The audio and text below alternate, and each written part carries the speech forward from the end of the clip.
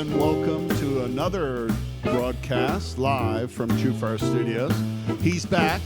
Tim Lerch is back. And we are very, very excited. Tim, I love you. Keep playing. But we are having so much fun in the studio. We're doing, certainly what we consider to be very, very important work. Tim hails from the Pacific Northwest. I love that part of town. I love, Washington, Oregon, British Columbia, Canada. And he is a highly, highly respected player. I'll tell you, all of the jazz artists here at TrueFire, Sean McGowan, Frank Vignola, Mimi Fox, they all have been raving about this guy. And we've done one session already several months ago. We're putting him on a fast track here to do more. We did two new courses from Tim this week. We'll tell you all about it during this broadcast. And he definitely, he's got the goods. He can talk the talk, walk the walk. Without further ado, let's interrupt him right in the middle of his damn solo. Hopefully we get to the 5 chord. Boom. Hey, man, welcome back. Hello, Brad. How you doing, man? I'm doing good. The drummer didn't get the message. Okay, shut the drummer up for a minute. Brad, okay, there we go. Welcome back. Thank you very much. I'm having a really good time. We are having a good time, huh? Yeah. First time is always kind of like, trying to figure out how it works. But we did really good the first time.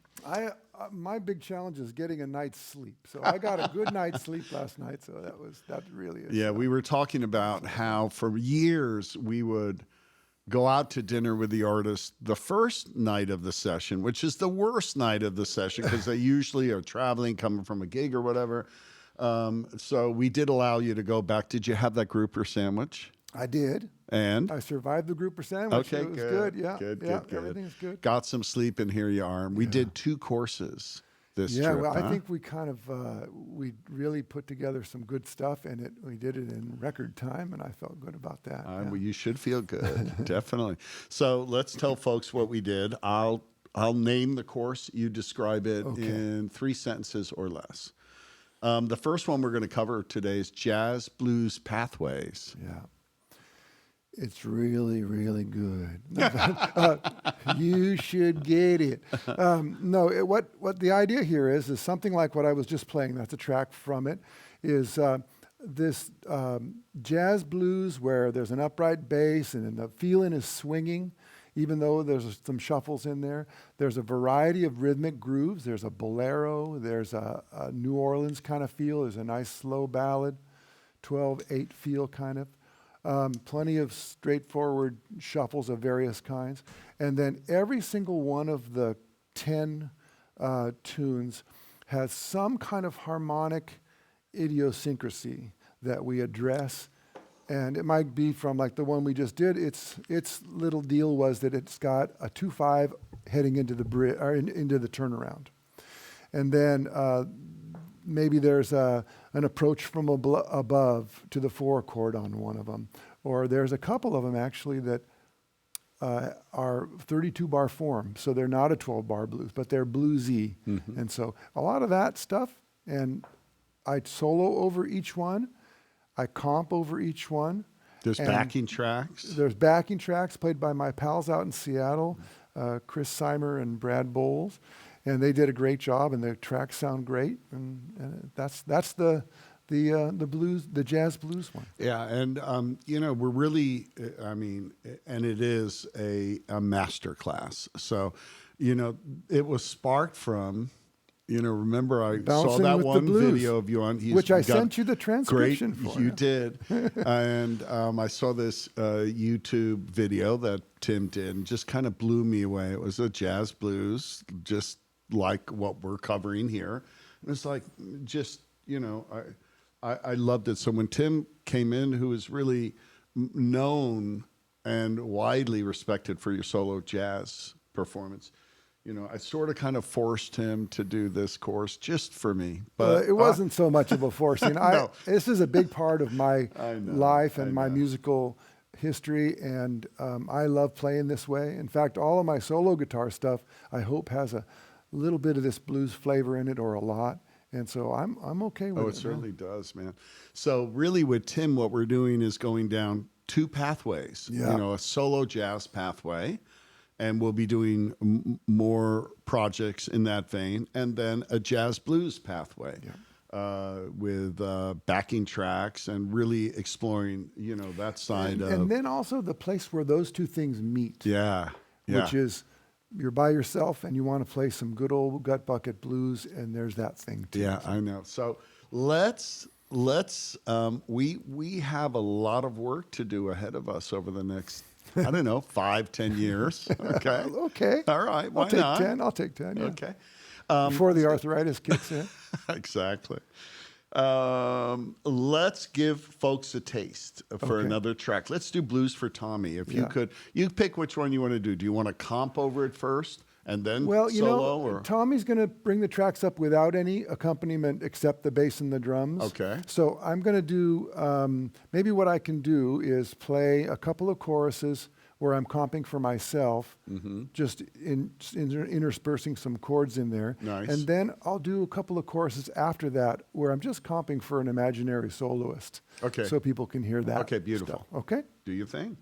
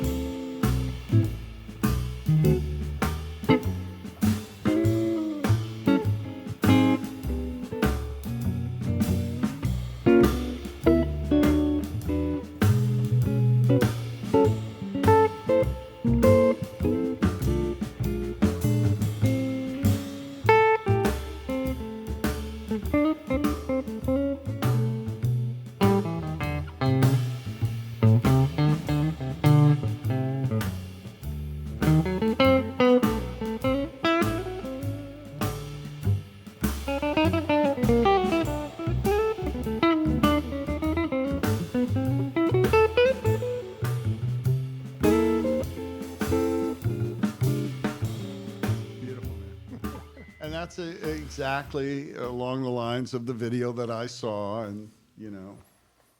Yeah, I like playing around with the basic kind of B.B. King inspired blues vocabulary. That's sort of where I am coming from with regard to that. And then the bebop side where you kind of double time and play a little fancier types of licks. And then I also love the harmonic aspect of it.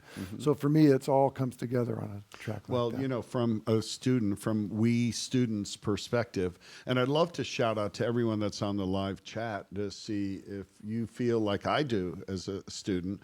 You know, many of us came up playing the blues or playing rock. We're familiar with the 1-4-5 and kind of the traditional, you know, pentatonic box and BB box kind of approaches, but we all want to jazz up our blues. So the question to everyone on the live feed is, you know, you've only got a taste of what we're doing here with this Jazz Blues Pathways course. Is this sort of in the pocket for you? Is this kind of where you'd like to take your playing? If so, let us know in the chat. Let me do some housekeeping too. Okay. Couple of shout outs, right? Already. First shout out to Jeff Mackerlane, Hey. who, as you know, who says Tim is fantastic. Jeff Jeff is fantastic. Jeff is fantastic. I've lost count of how many courses he's done, so you've got a little work ahead of you to catch up to. I've got to catch up. I think the number's around 25 or 30, and definitely one of the chief blues gurus around the fire here. The Blue Jeff, Guru. thanks for tuning in. Hi, Jeff. Also, Scott Peters, a TrueFire partner, is online. He had shoulder surgery. Oh my gosh. And he's been in a sling. He's out of the sling, but not quite out of the woods yet. I keep begging him to send us any extra meds or, but he's tuned in. And is it the shoulder on his left? I think it's on the right hand. Oh, I think okay. the right hand. So he can still be making the left hand work. Yeah. So, you know, he's got to do everything with his left hand, but he's got that right hand back. I think it's the right arm. Anyway, Scott, thank you for tuning in. I wish you a speedy recovery, Scott. Absolutely. We got Rich Maloof on the line, a longtime friend of the Fire and TrueFire educator. And guess who just chimed in? Sean McGowan. Sean McGowan. I talked to Sean McGowan last night. He was moaning and groaning about how sick he was. So thanks for tuning in, Scott. Sean, I hope you're feeling better. So Sean, and this is another poll out to you guys. So we're planning on doing a duo course with Tim and Sean, kind of an in the jam, where they'll play together. They'll talk about playing in a duo situation, which lessons can be applied whether you're with a band or just jamming with your buds. We're going to do it in the jam format. They're going to share some insight and it's kind of a new thing for us. So I'd love to hear from everybody out there what they think about that format. That's going to go down in September, I think, right? June. Well, sorry. It's going to be shot in June, and it probably won't be released until. But it'll be released at probably 2045. end of August, early September. So look for that. Good. Finally, my final housekeeping responsibilities are underneath the video. You'll see that there's a pre-order code Lerch Live. That's pretty original, don't you think? Lerch Live. Yes. A little bit of an alliteration there, right? Use that code. There's a link, and you can pre-order either of the two courses that we're talking about today, or both, or your first course as well, which is Solo Jazz Pathways. And that's going to be coming out on March 9th, I believe. Yes. I've heard two dates, but it's 9th very, is the very latest. close. So you can use that on one or all of those courses. Very good. And there's also a trivia question. Here's the trivia question for today. Tim is a member of which gypsy jazz band? And do not answer that in the thread, please, because then you're going to give away the answer to everybody. Click the link underneath the video, enter your answer there. And, TrueFire members entering their answer there will also not only have a chance of winning a $100 gift card, but will also receive 50 more entries. We're running this Whole Lot of Love giveaways, and we'll give you 50 entries, whether your answer is right or wrong. So you can't lose. Answer correctly. chance at $100 and 50 entries. Answer it incorrectly. Throw anything in there and at least pick up 50 entries for, I believe we're giving away a PRS guitar, and there's a link under the video there as well. Okay, enough housekeeping.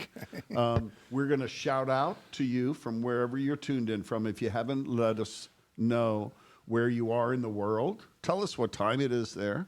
You know, I'm sure there are fans all over the world, like myself, of Tim's music and of Tim himself, actually. But let's play another tune. Let's do Bolero Blues. Oh, You like that one, right? Now, before I play this, I want to talk a little bit about it so people might be feeling like they could benefit from it. What I really tried to do is I took 3 choruses on most of these tunes. The first one, I really tried to play kind of the more simple side of the blues and let the changes kind of do the work. And then the next chorus, I started, you know, honoring the changes a little bit more and tried to play melodies that lived inside of the chords, that, especially these newer sort of additions, that the little 2/5s or the approach from above or something. And then on the third chorus, I just did my best to play as well as I could. Nice. And so this one is, not only is it's a 12 bar, it's got some extra changes that get you to where you need to go. And it is also in this kind of nice, we call it a bolero. I'm not really sure if it's a perfect bolero, but it's a Latin kind of groove. And I think you'll really like it. Beautiful. On the track, I played octaves here. Octave? Yeah, you did a whole chorus of octaves. I'll try and do my best. Okay.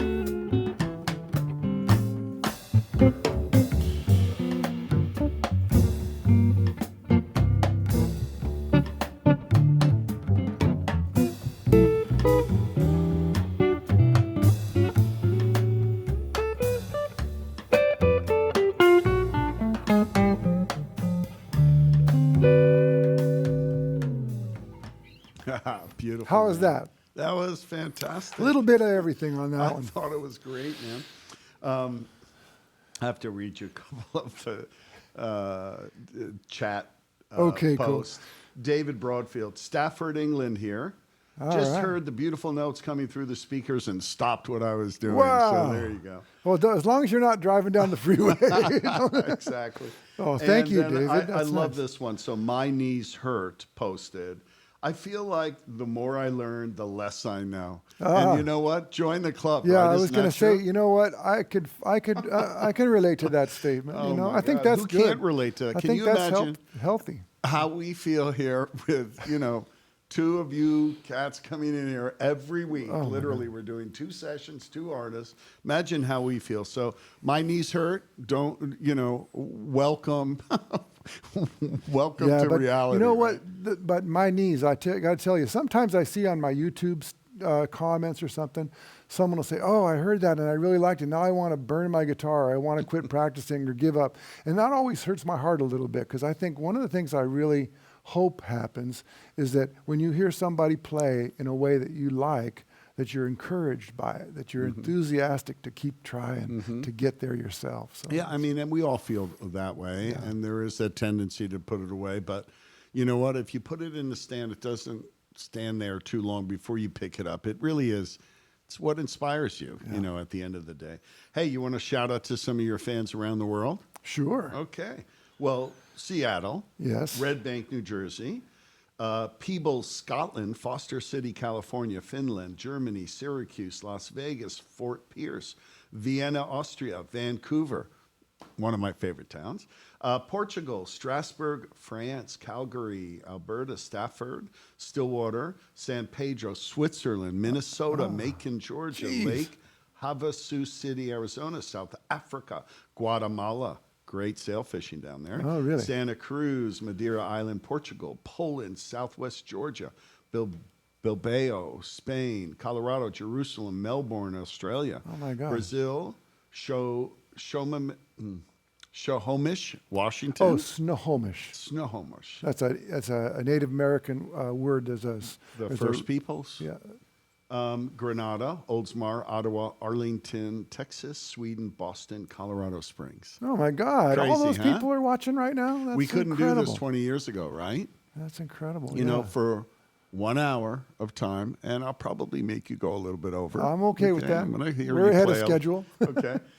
You're done, basically. You have a photo shoot and the trailers to do, but that's it. So, but for that hour, we're all one. We all share the passion of music, Yeah, the it's like guitar. the machine that makes the world small. Incredible, man. And I think Clive McGowan, who posted, "What a privilege watching this from a rainy Manchester, UK." Oh, cool, man. I think we share that sentiment wherever we happen to be in the world. All right, thank you, Clive. Careless Love. Let's do that, man. Oh, wow. Okay. I got to tell you, this is a song that I really deeply love. It's one of my favorite songs. It also has a history of guitar. So it's now a public domain song. It's quite an old song. It used to be called Loveless Love, and I think it came from the 1800s, or maybe the early 1900s. There's a guitar player named Lonnie Johnson, and Lonnie Johnson, for those of you who might be fans of early jazz guitar, he did some records or recordings with Eddie Lang, and they're some of the very earliest jazz guitar recordings. And Lonnie Johnson went on after that to become a kind of blues crooner, of which I really have an affinity for. And this was one of his signature songs. Cool. It's not a blues per se. It's a 16-bar form. It's in the key of E, but it has all the elements of a blues, which I really love. And I'd be happy to play it for you now. Cool. Careless Love. Oh, sorry.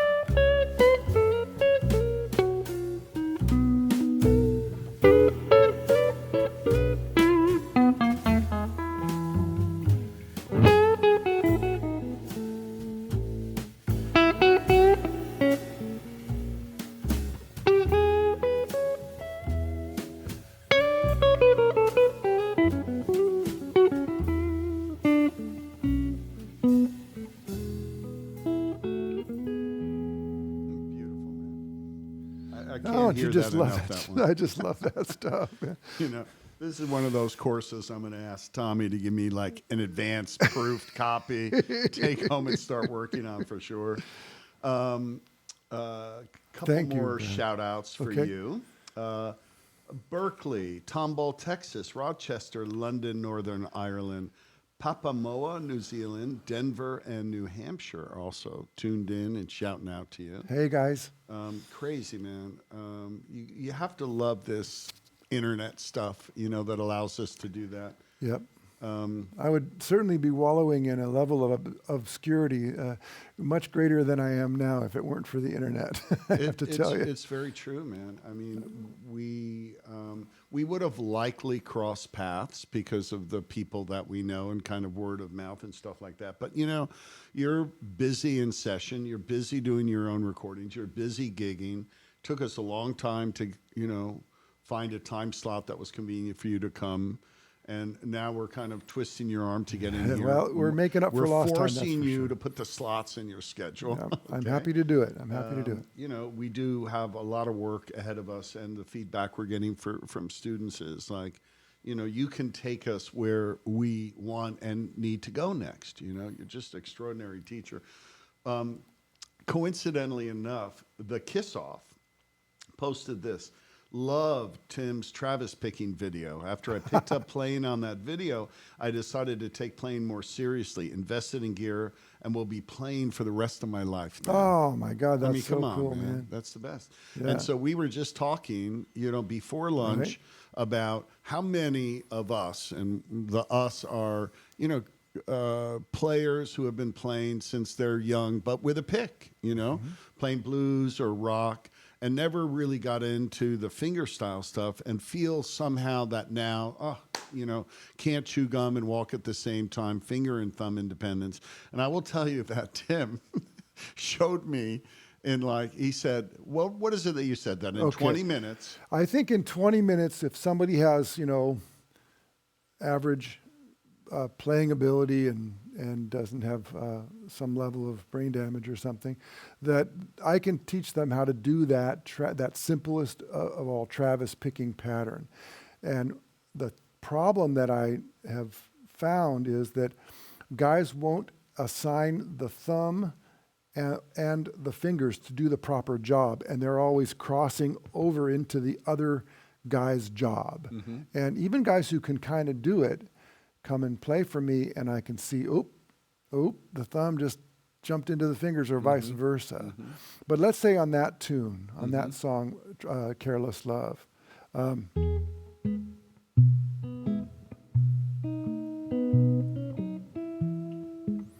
so the thumb is doing, and that's all it's doing. And it can't do anything else for now. Then we have pinch and an anticipation right before the next thumb. So every bit of music, like music is all on a grid. A simpler music particularly, there's quarter notes, and then there's eighth notes, and they line up, all right? They should line up. So the trick is to play the thumb until you really learn it.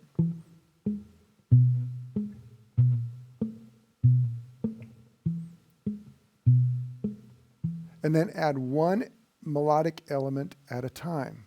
So pinch, and do that until you can do it. And then once you can do that, you say pinch. So now we're going to do the pinch and the anticipation. Thumb's just doing its thing.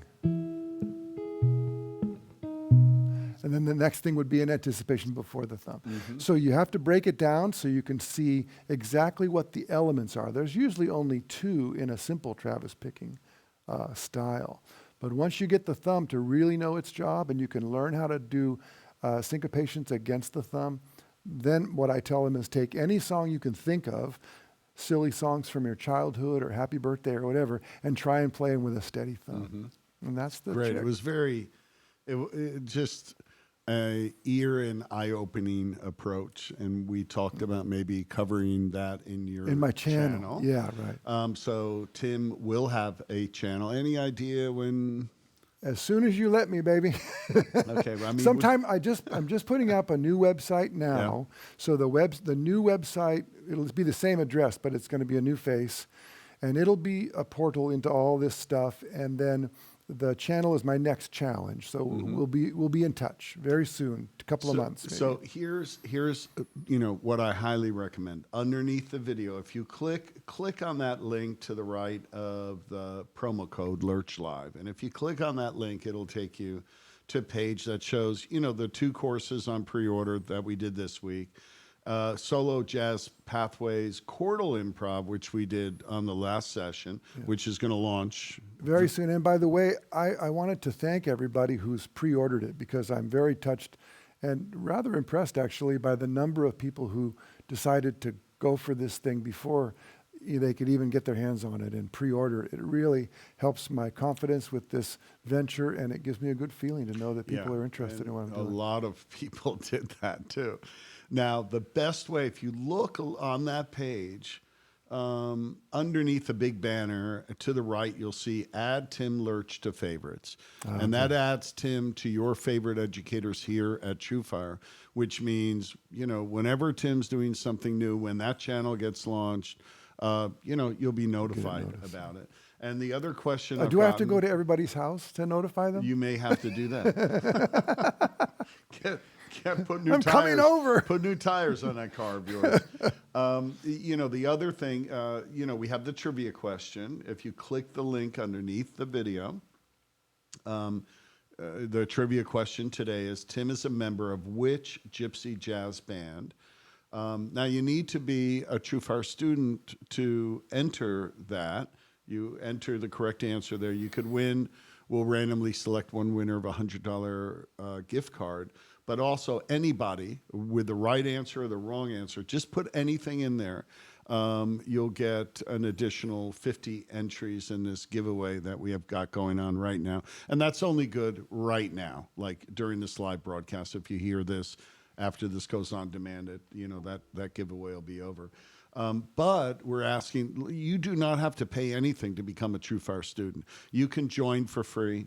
When you join for free, you get a bunch of goodies, and I believe, it's hard for me to keep track of all the kind of promotional Latest offers promotions we provide, but you'll get free access to the whole library. You can sample the whole thing. You get all kinds of, bonus giveaways and whatnot. So join for free, enter the trivia drawing, add Tim Lerch to your favorite educators here at TrueFire. I think it'll be well worth, what is that, 3 clicks? That's all you got to do. And I will do my part by showing up here in Florida and creating new content as often as I can get here. Beautiful. Now, we're going to move on. Oh, do the blues for Allie. Oh, yeah, we'll do a short one. How about if we do 2 or 3 choruses, Tommy? Now, is that for Allie here at TrueFire? Yeah, I named all these tunes after you guys. Okay, great. I don't see my name up there. It's not on there, except I have Bolero, one. maybe? I have one for you. Okay, all right. Yeah. Okay, blues for Allie.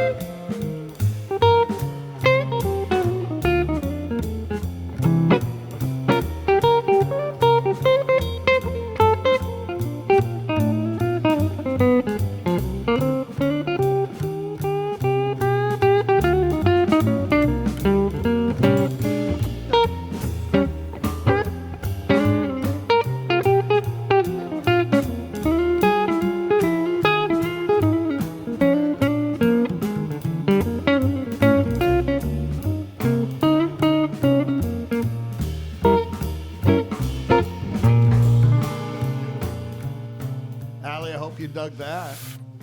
Yay, Allie. She goes, yay.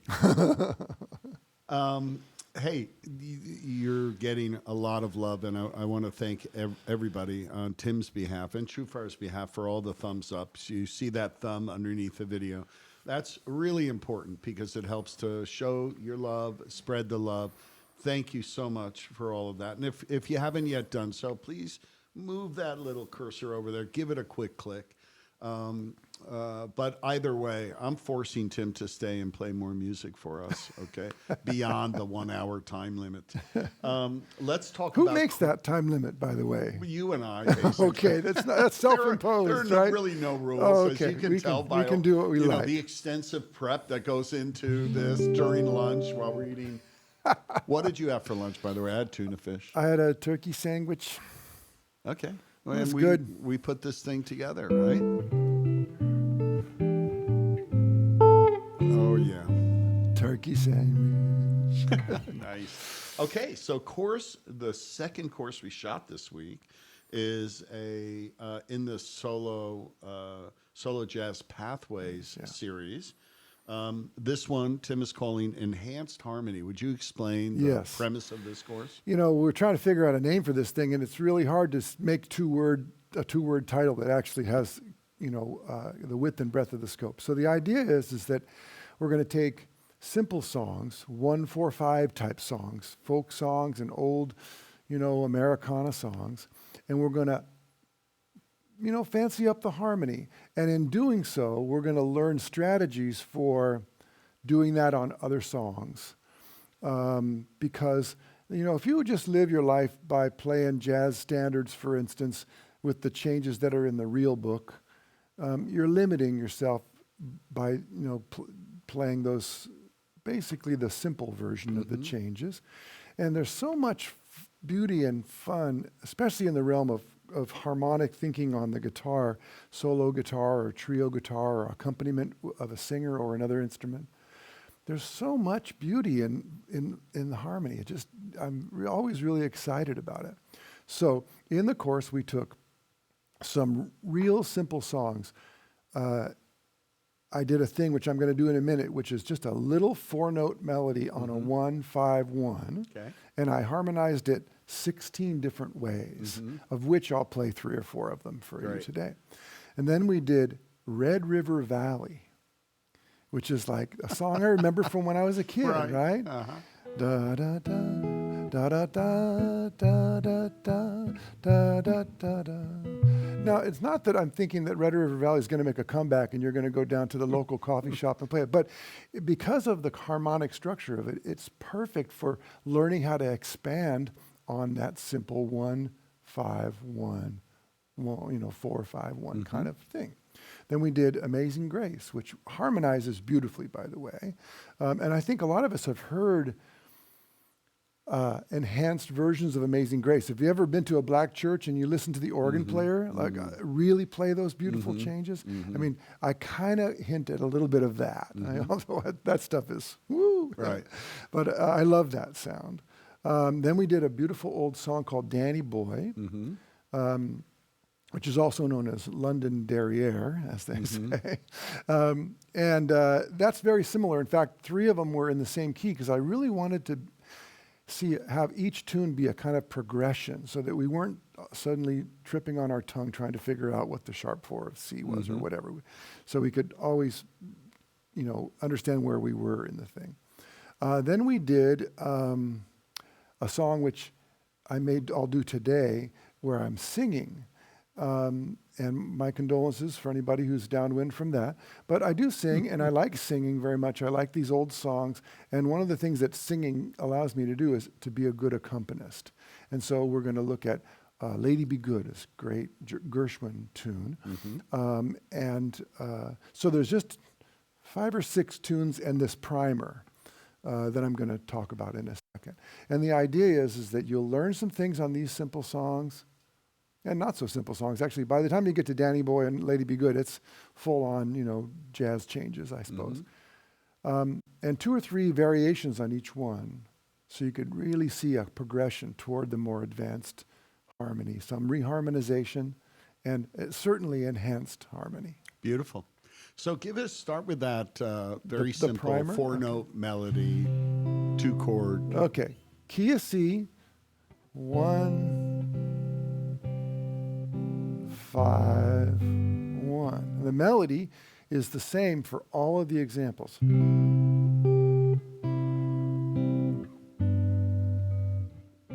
So, okay. So that's the basic one. And I go through, here's the first enhanced one.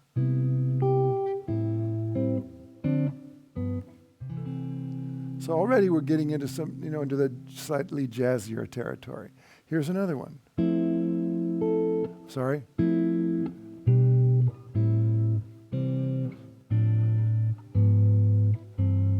Okay. Here's another one, starting on F sharp, which isn't even in the key.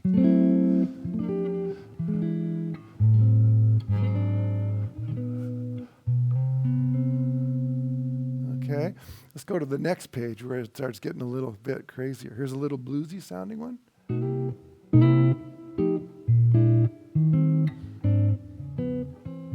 Nice. Okay. And then here's one where we end up in a completely different key.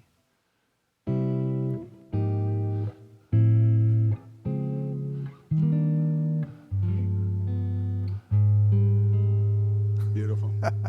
So all of these examples there's some explanation when I play each one of them, so you can start to get a sense of it's not just random. There are some rules to follow. There are also some things where you can just say, hey, if the chord can take that melody note, I'm going to see if I like the sound of it. And you experiment and you try. And so we can go from something that's rather simple to something that is rather complex and harmonically rich, even to the point of almost sounding that simple melody, which might be like a folk song, could sound like a movie score or something. It's very cinematic sounding when you get into these sort of reharmonizations. Beautiful. Okay. And I love the whole premise of keeping the melody notes intact. Yeah, Because, that's important. Even really old jazz standards have beautiful melodies. Yeah, I mean, And the thing that strikes our ear as being like old and kind of not so hip generally has to do with the voicings underneath I it. think you're absolutely and the rhythm, right. I think you're but right. the melody holds up still. Yeah. You want to do Amazing Grace? Yeah. First, I'll play a very simple version of Amazing Grace. Again, it's in the key of C.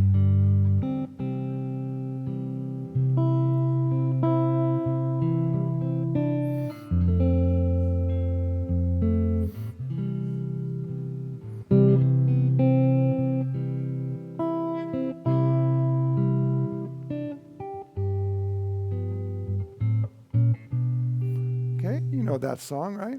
Well, there's a couple of principles. I'll give them very briefly. One is the diatonic friends of the chords that are in the song. So if there's a C chord in the key of C, A minor and E minor, you could think of them as sisters or, family members of this tonic family, the one chord family. And then the next thing we're going to do is occasionally make a dominant seventh chord to lead into the next chord. So the 5 of principle. And then we're going to look at the family members of the 4 chord. That's F and D minor are the subdominant family members. And then the family members that are in the 5 chord, the dominant family, which is G7 and B minor 7 flat 5. So watch this version and see if you can recognize some of the family members, the dominant 7th chords that are leading. And there's a few other little interesting things that you might come across. Just a little taste of the fancier stuff.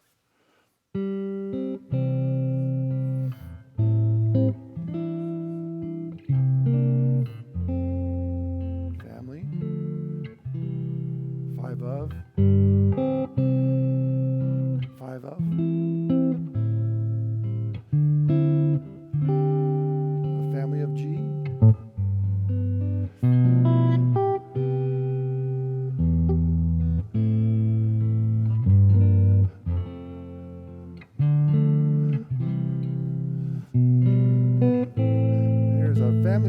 But it's outside of the key.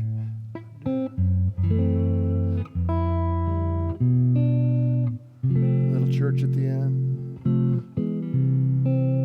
Okay, and that's one of the simpler ones. It goes a little more advanced than that, but we get that kind of beautiful church organ kind of gospel thing going on. Beautiful.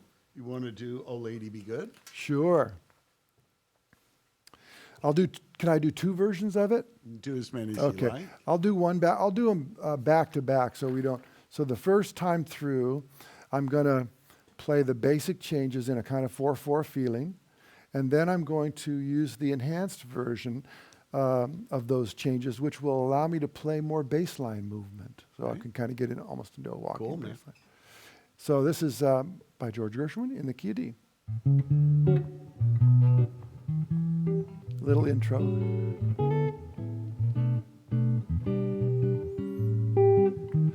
Oh, sweet and lovely, lady be good. Oh, lady be good to me.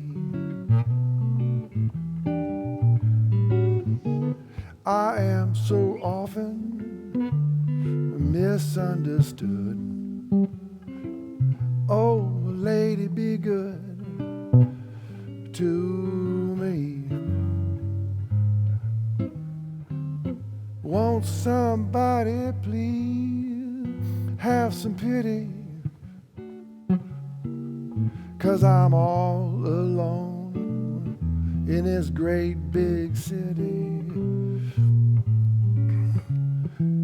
I am so often misunderstood. Oh, lady, be good to me. Now here's the second, slightly more advanced ones. Oh, sweet and lovely, lady be good. Oh, lady be good to me. I am so often misunderstood. Oh, lady be good to me. Won't somebody please have some pity? I'm all alone in this great big city. I'm just a lonely babe in the woods. Oh, lady, be good to me, to me.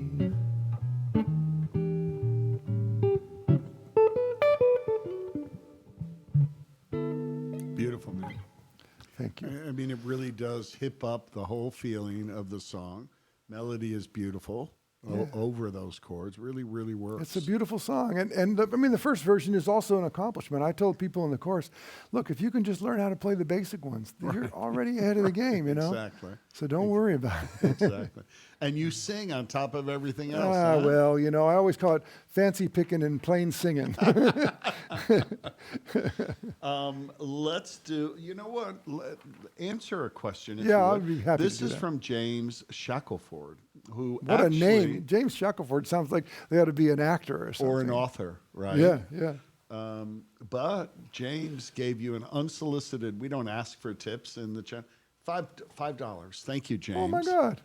How do I get that money? I don't know. I'll figure it out. We've never he asked for maybe he tips. put it in We my don't- tip jar on my website. I see this big green thing, pop up in the thread. It says $5. Woo! And, thank you, James. Thank Be you like very, very James, much. everybody. Be like and James. I will make sure that you get that tonight at dinner. Okay. Thank you. All right. But James asked, You could pay me in sushi. does this course help learning some of the Ted Green arrangements from any of his known publications? You know, well, as far as Ted's publications, there aren't any books that have arrangements in them. All the arrangements are available at tedgreen.com, and there's a ton of them. And so the short answer is yes. Anything that gets your hands on the guitar in a harmonic fashion and dealing with these voicings, many of which I learned straight from Ted, will help you. And the other thing that I think would also be of great help is the biggest trouble that people have when they play solo guitar in general is timing, groove, and feel, and then also the independence of moving melody notes and chord tones against sustained notes. And if you spend any time with me in my courses, that kind of gets in there by osmosis, because that's part of why I use a Telecaster, because I like to be able to have an even level of sustain on all the notes. So I would say, James, that while it may not be necessarily explicit, although there will be some explicit stuff as well, there's always this osmosis style, which is a lot of how I learned from Ted. Is he told me stuff and I practiced stuff, but mostly by being around him and hearing him play and watching him get that sound is how it affected me the most. So Great answer. yeah, I hope that you find that do true. go to tedgreen.com and Great site. do support. He is, seminal educator, a big influence and inspiration for so many players, and belongs in your library, right? Yeah, I mean, it's there for you, and it's a lot of work. It's heady at times, but it's really worthwhile. And on my YouTube channel, which you can get to if you just Google my name on YouTube, I have a playlist of about 20 lessons of arrangements and or comping lessons and things that tedgreen.com contacted me. My friends over there asked me to do these lessons in conjunction with the site, so that maybe there's a little bit of demystification of these these window boxes with the X's and the lines and stuff. And so I do my best to, kind of pay Ted back for all the wonderful things he helped me with by helping other people learn it as well. That's a beautiful thing, man. And I think that we as students I have a ton of Ted's stuff, Mr. Green's stuff, I should say. I never had the pleasure of meeting him personally, but I mean, massive respect for his work. And even if it is heady, I mean, honestly, it's way over my head. But it, you know, I feel it belongs in the library, you know, and it helps to pay the whole thing forward. So. And Ted was a completist, so his work is not for the faint of heart in terms of how much time you might want to spend on it. Right. It's definitely really, really rich, but he tends to go to the deep dive on this stuff. Which is, I think maybe I do too. A little bit, but you're a great teacher, and it's really why I'm urging, why you're on the fast track here, and why I'm urging everyone to favorite you as an educator to kind of stay posted to what you're doing here, because you're very relatable.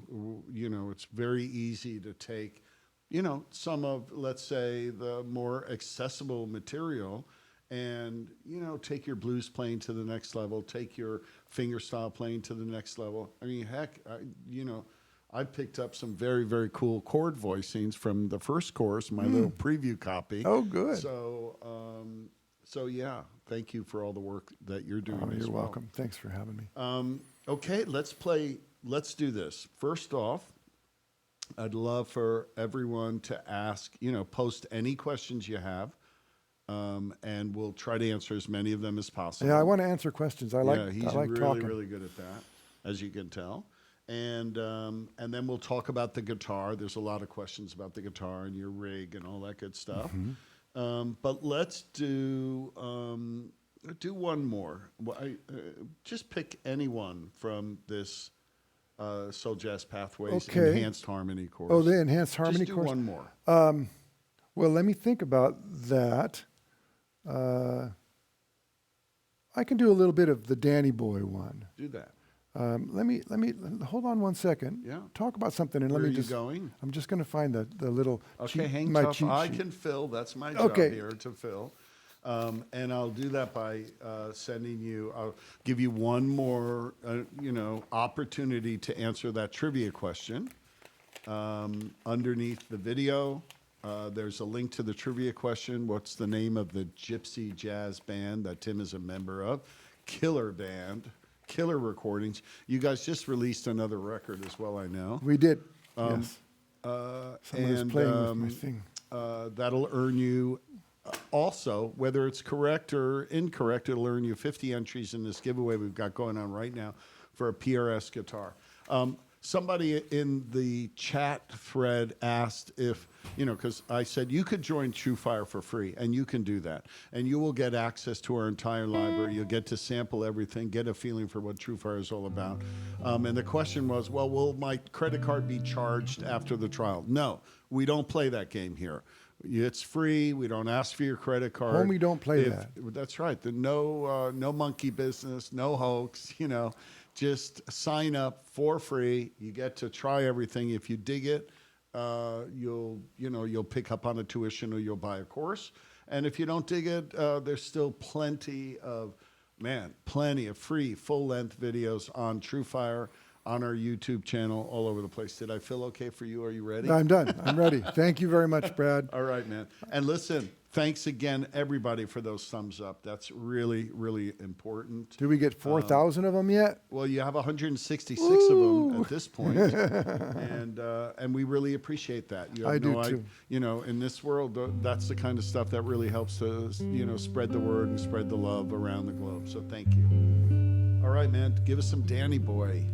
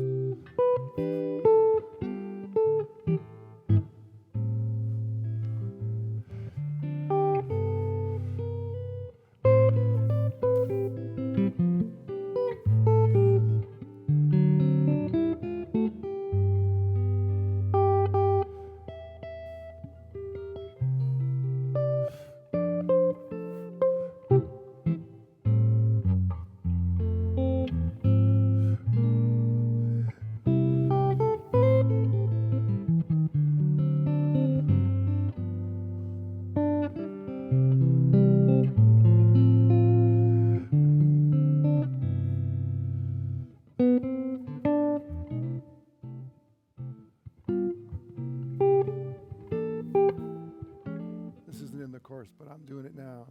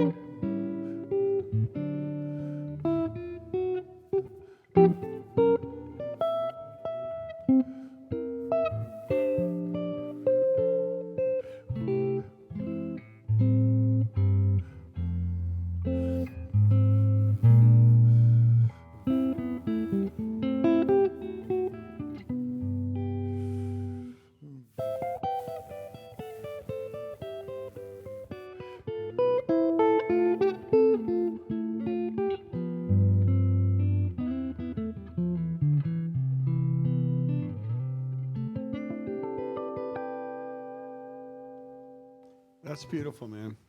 And it really reminded me on my little preview. I have the privilege of asking Tommy, could you get me, a rough cut of the course? And I took Chordal Improv home, your first course cool. with us. And I will represent to other players at my level, which are nowhere near your level, that I was talking about how accessible the information is. And, when you get to the really sticky stuff, dial it back, don't use that chord or, but you really do get us up and running. And I'm already, much enriched from the work I've previewed. I can't wait to get the final version of the course. And, for those of you that might be new to us, and I know that there's a bunch of new folks, when these courses go live, we have the tab and notation synced to the video so that you can kind of follow along. You can loop any section, which is what I do all the time. You can slow it down without changing pitch. You can even flip a button and get a fretboard view, and it really, really helps you. It helps the educator because they don't have to say, put the finger on the 4th fret, 3rd. They can dig in and focus on the more important stuff. But, you slow it down to tempo and you take on what you can take on, and then, work it up to tempo and get a grip on those stickier voicings. And your work is perfect for students like myself. And I know that there are thousands of students like myself out in TrueFire because they tell us so. That's why we do what we do. Wonderful. Okay, some questions. Yes. But first, a comment. But first. Okay? Chris H. says, you looks like the mayor of our small mountain town. I wish he were my mayor. You gotta love that. That's really funny. I hear that you look like somebody. Yeah. I get that a lot too. Yeah, I get it all the time. I don't know if it's our beards or what. Who knows what it is? Yeah. Okay, a real question. Yes. Right? I love this one from Hawaii Way, I believe. I forgive the pronunciation. When Tim plays a song, does he think of a chord progression or melody and then put harmony chords on it? Like, where do you start? With the melody, with the chord changes? Yeah. How do you approach it? Here's, in a nutshell, if I'm learning a new song, particularly if I'm going to make a solo guitar arrangement from it, first I make sure I know the melody and the basic changes. And the melody notes, I love it when the melody sings, and I really am sad when the melody gets given short shrift, when there's lots of other stuff going on and the melody isn't singing. So for me, even the word chord melody is a problem because it sort of puts the emphasis on chords and sort of puts melody as a... and I have this theory that guitar players sometimes will, not play the full melody because it's inconvenient to the chords that they already know. I know I was this kind of guitar player for a long time. I'd drop a melody note out, or I'd play another melody note because it just was easier, right? So learn the melody along the top 2 or 3 strings and really get it to sing and give each note its full attention and time. And then learn the basic changes. And maybe sing the melody while you play the basic changes. There's a lot of steps involved in really learning a song deeply. It's not just an obstacle course. It's not just a puzzle. There's a beautiful sentiment, there's a song, there's words, there's the whole thing. And I believe in learning a song, you know. So the melody comes first. The harmony, the basic harmony is important because you want to make sure you're making the right kind of movements so that people hear what they might be expecting. And then the enhancement comes after that. And then the enhancement is a combination of 2 things. What I hear in my mind when I imagine the music is what I primarily go after. Sometimes I have to listen very carefully to what's in my mind and search for it. Like maybe I've heard it on a Nelson Riddle orchestration or something like that, or I've heard it somewhere and oh yeah, that's the sound I want there. There was a part on Danny Boy, the more advanced version, and I was playing something and it was fitting. This was when I was planning the course, but it wasn't what I wanted to hear. It wasn't what I was hearing in my mind. So I just had to stop playing and listen. See, this is interesting. There's another question from Clarence, wants to know about, I believe he's asking your harmonic techniques or your harmonic approaches, maybe your harmony approaches. Can you, I don't want to put you on the spot, but just pick a section of Danny Boy and give us an example of, getting it there, but not maybe what you're hearing and how you go about searching for matching up what's in your head. Can you do that? I'll try. Spontaneously? I'll try, yeah. So let's say...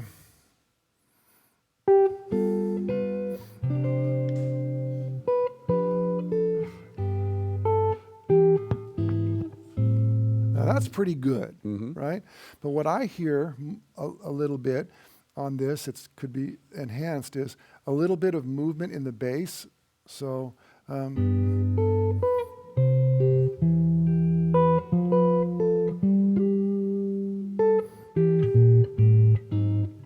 Oops, I didn't get that one. There we go.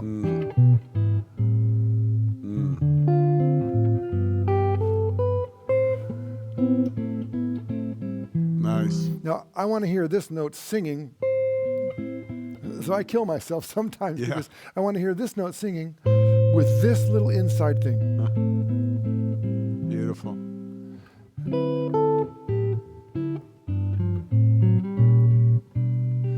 And then that's just movement in the bass walking toward my next. So it happens in a couple of places for me primarily. If I get the basic changes and the melody to sing. And oftentimes I just do it in a duet of bass notes and melody. And then I start wanting the bass to take care more of the propulsion of the tune. So if I say, I don't have to make the melody go. I don't want the melody to have to carry the rhythm. I want the harmony and the bass particularly to carry the rhythm. And then the inner stuff, ba da da dee da dee da do, that beautiful stuff. And so do you start? So far it's learn the melody. First step. Then learn the basic changes so you know your territory. And then are you working with just bass notes and the melody before the inner stuff? Well, one of the things about playing the bass notes and the melody alone as a duet is that you find out the parameters within which you can do anything else. Because if you have a bass note here and a melody note here, well, depending on which fingers you use to play those notes, you can only do what you can reach. So in some ways, it clarifies the situation because it gives you a limitation. And I like having a limitation because sometimes I hear stuff and I can't, I still hear stuff that I can't bring to the guitar yet because I don't. Can you play Danny Boy a couple measures of it, just bass notes and the melody?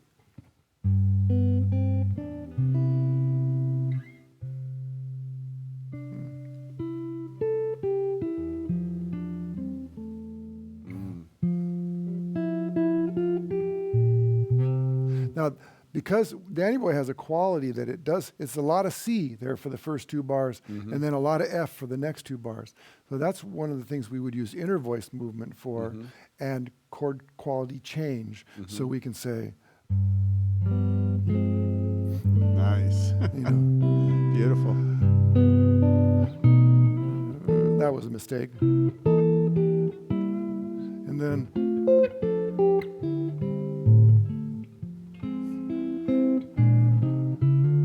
those kinds of things can be used, especially when you start to improvise, after you've played the melody. Those I mean, it seems like, for those of us, myself very much included, that, really don't have their fingerstyle bag together. We could probably figure out how to hit that bass note and the melody notes it's a little to duet. get us in the game somewhat, right? Right. And then the other thing about that, and I've spoken about this a lot, is we want to make the inner voice movement, even if it's static, be a separate event from the bass and the melody. So we're not going.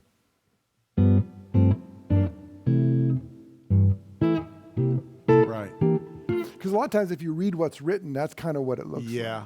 Yeah. And if you went to a nice swanky lounge with, beautiful woman on your arm, and you walked in there and there's a guy playing the piano, and he's going blum, blum, blum, blum, it wouldn't be a very cool thing. Right? So give us an A-B. Do it that way and then do it. Okay, so here it is if I played it sort of where the vertical event, that means all the notes that are inside of the chord might be stacked on top of each other. Okay.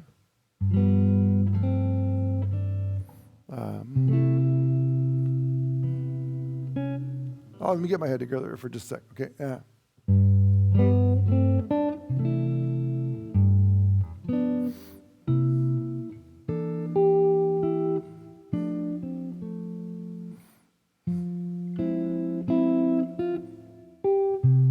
Okay, I can't hardly help myself. It's hard for you to do it. But now what I might do is... The bad way. Sorry.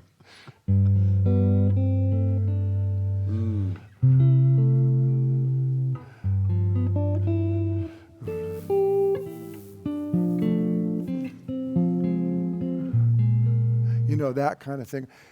So I look at it as there's 3 things going on, 3 participants: the melody, the bass, and the inner voices.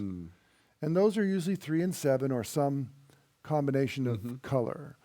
And if I take a different tune, like even if I just play a blues.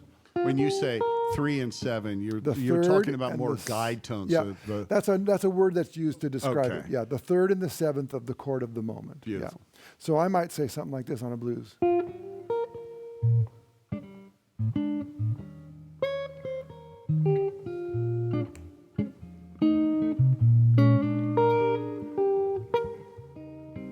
So I'm always trying to spread it out a little bit so that the bass can propel, the melody can sing, and the little inner voices can comment. Beautiful. It's just a great approach, and thank you for asking that question, guys, because I think it really lifted the hood on how Tim approaches it and inspired, I think, one of our next courses.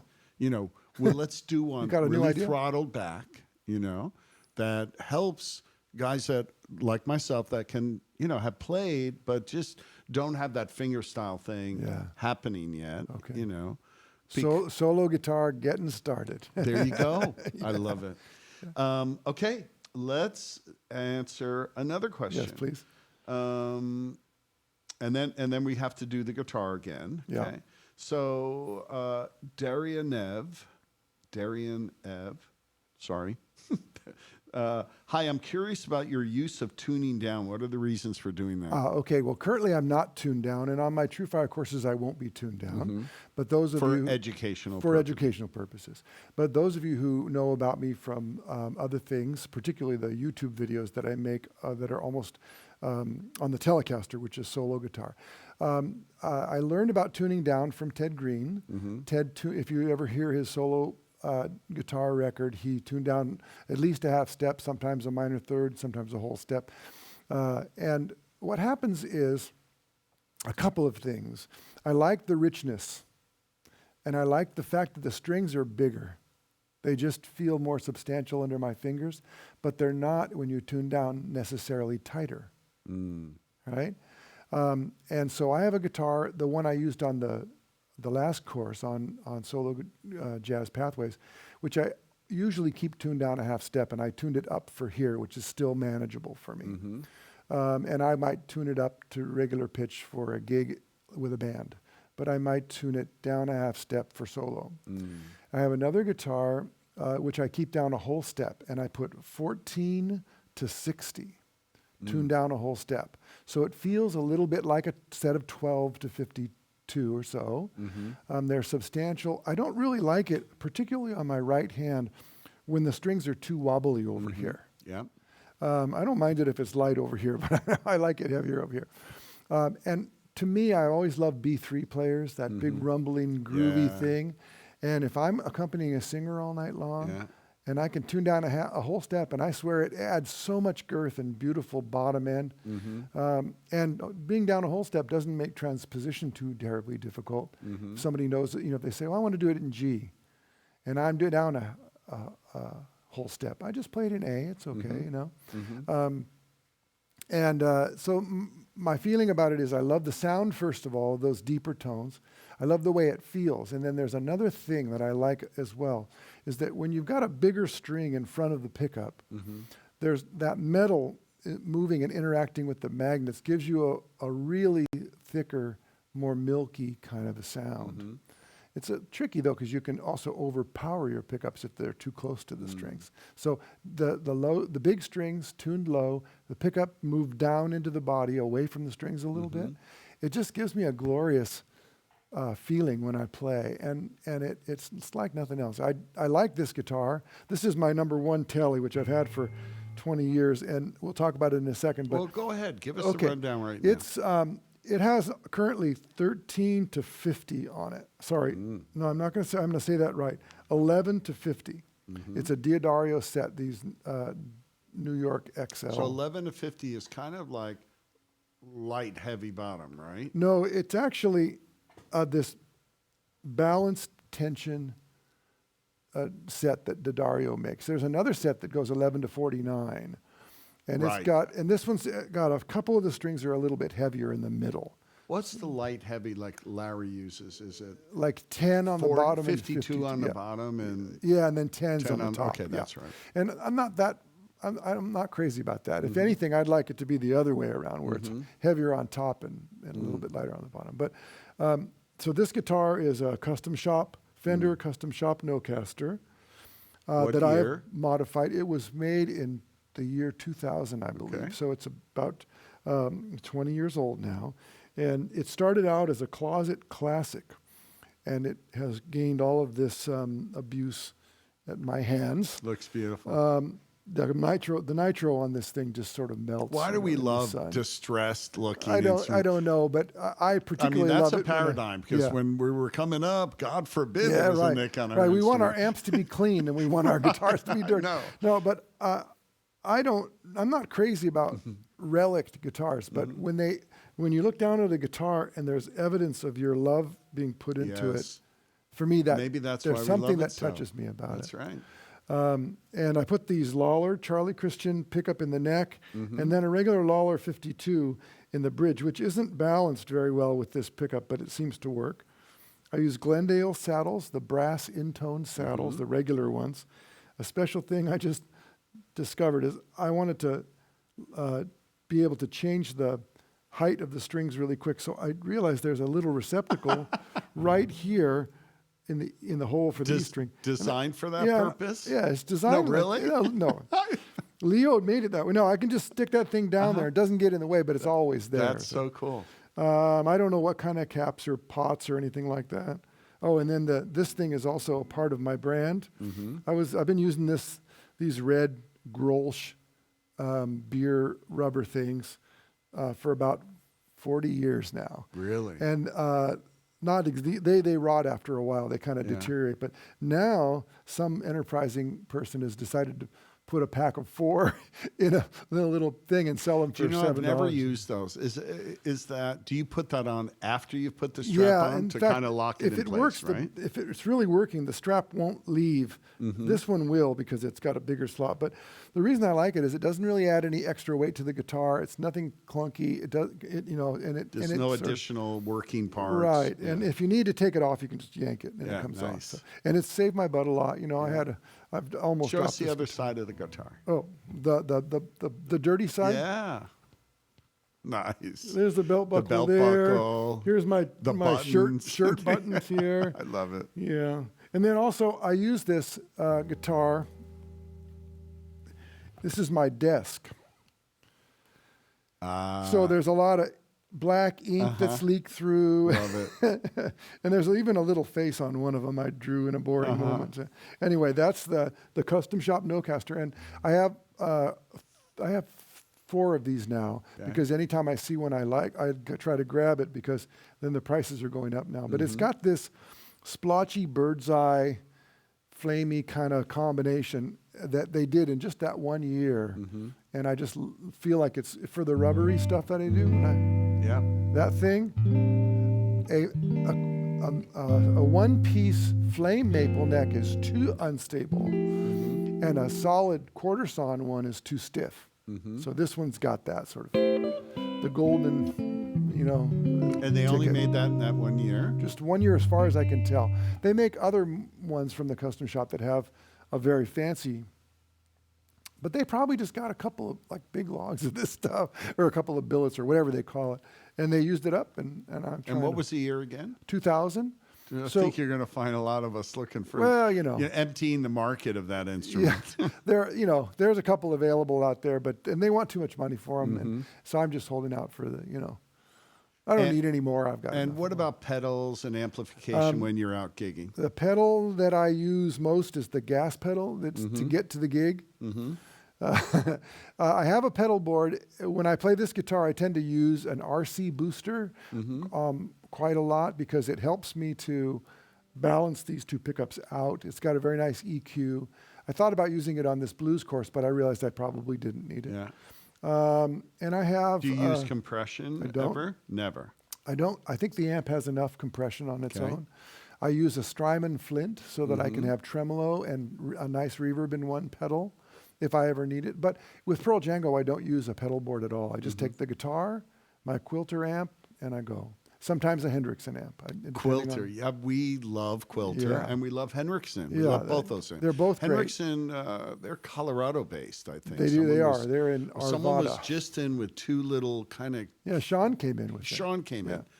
Incredible sound. Yeah, right. And we love the Quilter amps, too. I was just in... Do you like those because of their portability? Well, there's 2 things I like about them. The Quilter is... more Fender-ish, and I can get a reasonable because I'm a Fender player in my mind. I don't want to carry one, but so when I'm playing the Quilter, I can kind of lean in a little bit toward the more Fender-y side of the things. The Hendrickson, as beautiful as it is, I prefer it less with the Telecaster, and I prefer it more with an arch top. The Quilter gives me a little bit of trouble sometimes with the arch tops because of the bottom end that's available. The Hendrickson is a little more the voice that I might like for an arch top guitar. I was just in Little Rock and Memphis playing with a great guitar player named Ted Ludwig, who you should definitely find out about. Introduce us. And Ted's a New Orleans boy, and he's really, really good. And we played a couple of gigs, and we both used these little Quilter buds, and it was phenomenal. It sounded great, and it filled the stage, and we were both very pleased with it. Fantastic. Thank you for that rundown on behalf of everybody, because we always love the gear section. And by the way, when I get one of these guitars, I change the frets to mediums, StewMac medium 052, and my dearly departed friend and luthier Mike Lull, who just passed away a couple of weeks ago, has always done all my work for 35 years. Very cool. And so I don't know exactly what I'll do now, but I'm not as hard on frets as I used to be. Yes. Because I'm not bending and wiggling and strangling the guitar like I used to be. But anyway, Mike does my frets and my setup work, or didn't. Two more quick questions. Yes. Tom and Marley asking, I don't know if it's Tom or Marley asking, but Tom and Marley are asking, can you ask Tim if this course will bridge the gap between the endless available chord voicings, out there, and actual functional application of those chord grips? One of the things I'm a big believer in is not learning endless chord voicings, although if you're fascinated by the sounds of them, go for it. More important is taking the 20 or 30 chord shapes that you already know and learning how to use them. Now, let me give you an example of that.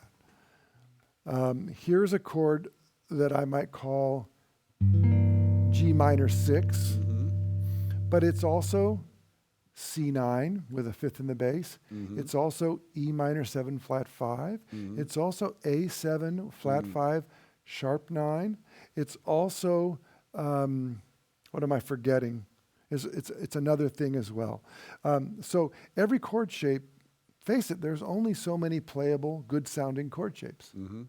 You could spend your life searching for, these, but when you got to grab them, you got to be able to play them. So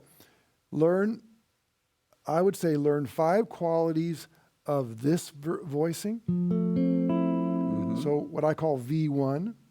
Learn 5 qualities of this voicing, which I call V2. Why do you call them V1 and V2? That's the Ted Green V system. It's just it's an alternative way of describing the density of a chord as opposed to drop 1 or drop 2 or drop 3, which I never learned, so I don't understand it.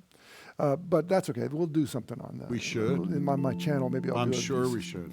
And so you learn all 5 qualities of this, or even 6 or 7 qualities. So when you say qualities, are Major you talking 7, about dominant 7, minor 7 flat 5, and diminished. Just play those if you would. Major 7, dominant 7, minor 7 flat 5, and diminished. Cool. Okay, and an interesting thing to do is start with a diminished chord, and then move one note up at a time to get all those other ones. Right? Nice. And then there's some fancy ones. There's about 5 more after that, which you could learn if you need to, like if the song calls for it. But learn this version of it. Right, that's an F major 7. Here's an F major 7. And then here's an F major 7. Now, here's another thing. These aren't different voicings, but they're different fingerings, because this F major 7 would be here and here. And so if the chord has 4 notes in it on adjacent strings, there's 3 fingerings of that voicing. If a chord has 4 notes in it, but on 5 string set, like a broken set of 5, then there's 2, right? And so 2 of these guys I just talked about, the V1 and the V2, have 3 different fingerings for the same exact notes. And don't confuse yourself by thinking those are different voicings. They're really just the same thing, looking, because of the B string, they look different. And if we can get over that hurdle, then we're doing well. In fact, I would go out on a limb and say Wes Montgomery, who would take these incredible chord solos, full of melody and rhythm and everything, did not use very many chord shapes to get that. So a lot of it is, don't worry about learning a billion chords. Learn how to use the ones you know how to do. Yeah, that's great. And Tom and Marley, thank you for asking that question, because I think you just inspired yet another course. Tim Lerch course. Because I'll tell you what, that would answer, anybody getting into jazz. The first thing you are thinking you have to do is learn 1,000 different jazz voicings, right? You really don't. In fact, if you have 2 voicings for each chord quality of the 5 basic qualities, and you know how to play those voicings on the 6th string root, the 5th string root, and the 4th string root, so that would be 3 different fingerings, perhaps, of the same stuff, then you can open up the real book or learn songs from friends and not really worry about having. We need to do that. Okay. We'll do that when we do the, jazz finger style starter thing. Oh, okay. Okay. Good. Very good. We'll do. Tommy, we'll do make a couple note for of that so Tim and I don't forget Make a note. Here's another question from R. Rhett. He's heard the melody plus bass before, but he doesn't understand how to create a bass accompaniment. can, or do you in your course explain developing that bass voice? You can do that. I wasn't explicit about it except by the example. So if you look at the examples, I start with a simple harmonization, and then as I made the harmonization more enhanced, much of what I did to enhance it was put in inversions. So if you want to understand how to enhance the bass and really get a sense of bass movement, I think that a study of inversions would be very, very helpful. So if I'm playing a C chord, so I just played C, C, C, and then maybe C. And the notes I played in the bass were the root, the third, the fifth, and the seventh. And I learned how to do that by learning inversions or taking some, in fact, there's a simple way to do inversions and a more thoroughgoing way to do inversions. One of them is to just take the chord you know and go to the next bass note that it lives it in the chord. But let's say I want to do a groove then.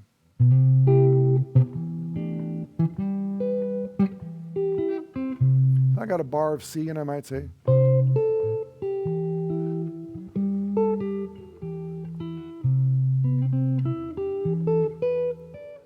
right? Or I can do a Latin feel.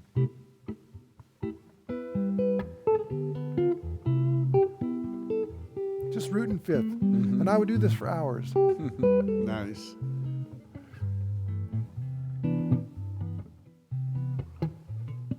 So you just root and fifth there, right? Root and fifth. And a little bit of cookaboo, cookaboo. Interesting. I can't find it in the chat, but one of the folks that's tuned in asked about groove, establishing groove, how to get that groove going and not have it sound chunk, chunk, chunk. Right. Well, you know? the And groove it appears to me that getting that bass thing happening. It's true, because right? you really want, the only place you can create a groove, you can't really use a melody to create a groove most of the time. And I think that if you do, you're doing a disservice, right?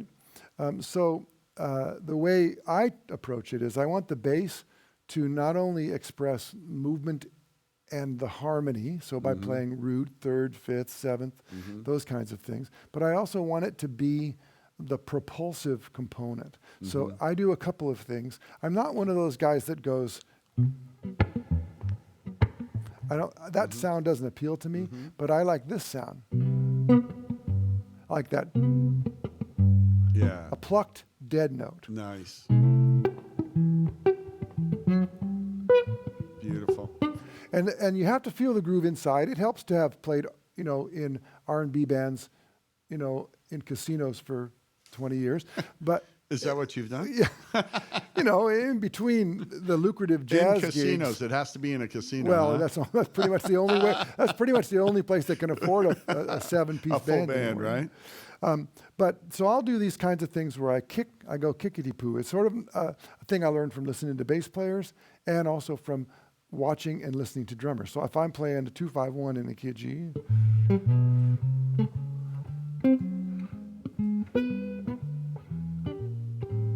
so I go, and that note is just, Yeah. right? Percussive, really, huh?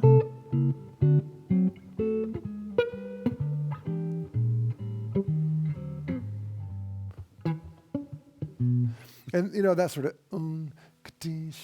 Yeah, kick it, beautiful. kick it. And really you have to feel that. And you could study it, you could put a metronome on, you can do all those things, but you have to feel it inside. And you have to hear it before you try and play it. That's another thing I think. Very often before I play a song, I listen to it in my mind, if only briefly, to really remind myself what I'm trying to convey with my instrument, Awesome, man. Thank you for that. And thanks to, we've gone way over. I promise you we'd go over. I didn't mean to keep you here that long. I feel guilty, but I'm you and I enjoying could do myself. this for hours, okay? Thanks to everybody for tuning in. Thanks for all those thumbs ups. Congratulations to the winner. Chris 04 won the $100 gift card, but anybody that entered that, and I saw that someone did give away the correct answer. The Gypsy Jazz Band you're a vital member of is Pearl Django. Pearl Django, and you just released a new just record. released our 14th or 15th record. Beautiful. It's called Simplicity. The last 3 records are Simplicity, Pearl Django Live, and With Friends Like These. Those are the ones that I'm on, of course. And then there's a whole library of CDs before incredible that band. are If really you dig great. gypsy jazz, you got to have basically all of them in your library. And purchase the we're writing CDs. original material. All of the material on the last 2 of the last 3 records is original material from all the members of the band. Buy the CDs. Don't you. stream it. Support the cause. It just came out, and it's available from the pearldjango.com and also on Amazon and all the other venues. Great. And please go, bookmark Tim's website. You'll find a lot of cool stuff. Check out his YouTube channel. I should say, let me just pause right there. Please, go ahead. Due to your instigation, Yes. I'm changing my website's face and the content and things. So if in the next 2 or 3 days you go to timlerch.com and you get a blank stare, that means that they're changing it over. So it just so happens that we're changing it over. So don't freak out and don't panic. Yeah, don't freak out. And it'll be back up and looking better than ever in just a couple of days. Yep, and there's a TrueFire channel coming. There's all these courses coming. Tim is going to be in Colorado with Frank Vignola and Sean McGowan. In September, doing I'll be a killer workshop. By the way, a really, really killer workshop. You go there and you play. It's not sitting in the audience. They call it a listening. camp. Yeah. Yeah. But you do a lot of playing. And I'll say it on there, we're going to try to get involved and support a workshop in Seattle. Oh, good. Just so I can go out there and have some Dungeness crab and hang with all my buds out there. Absolutely. So TrueFire is going to support that as well. We're looking for a venue right now that fits the bill. These things are wonderful. The numbers are limited so that everybody really gets a lot of face time with the teachers. Yeah, it and is gets a very chance limited. To play. It's like 25 to 40 people. Yeah. So again, favorite Tim on TrueFire. Just go to that page, click favorite. Go to his website, get on his mailing list, and just stay tuned. We have a lot of work ahead. We came up with 3 new course ideas in this We hour. just ought to just stop talking. It's fantastic. And how about we pick? Why don't we?